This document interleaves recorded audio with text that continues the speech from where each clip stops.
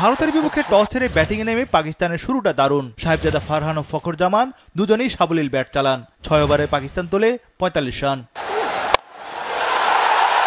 আসলে ওপেনিংয়ে প্রথম 50 রানের জুটি গড়ে পাকিস্তান। ফখরের চেয়ে আগ্রাসী ছিলেন সাহেবজাদা। ইনজুরির কারণে ভারতের একাদশে হার্দিকের বদলে রিঙ্কু সিং।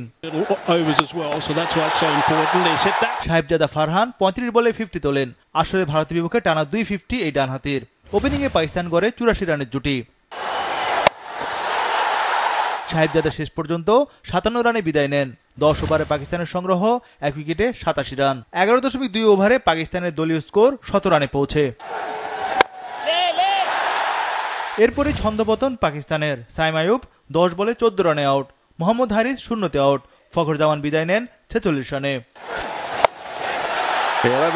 17তম ওভারে কুলদীপের 3 উইকেট শিকার। সালমান আগা, শাহিন আফ্রিদি ও ফাহিম আশরাফ বিদায় নেন। 4 ওভারে 30 রানে 4 উইকেট নেন কুলদীপ। মাত্র 21 রান তুলতে 7 উইকেট পতন পাকিস্তানের। 134 রানে 8 উইকেট হারিয়ে মারাত্মক ব্যাটিং বিপর্যয়ে পাকিস্তান।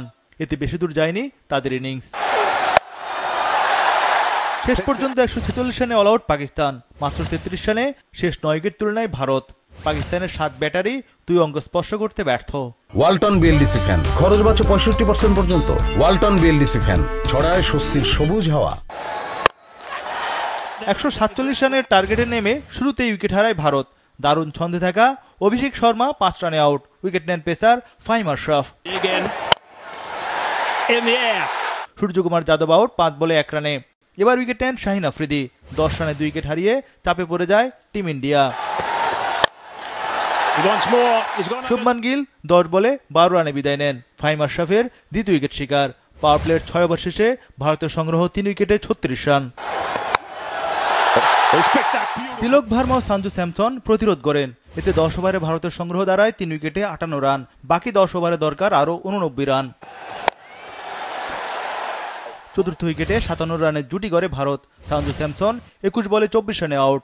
গুরুত্বপূর্ণ উইকেট তুলে পাকিস্তানকে স্বস্তি এনে দেন আবরার। অন্য প্রান্তে সাবলীল ব্যাটিং করে যান তিলক ভার্মা।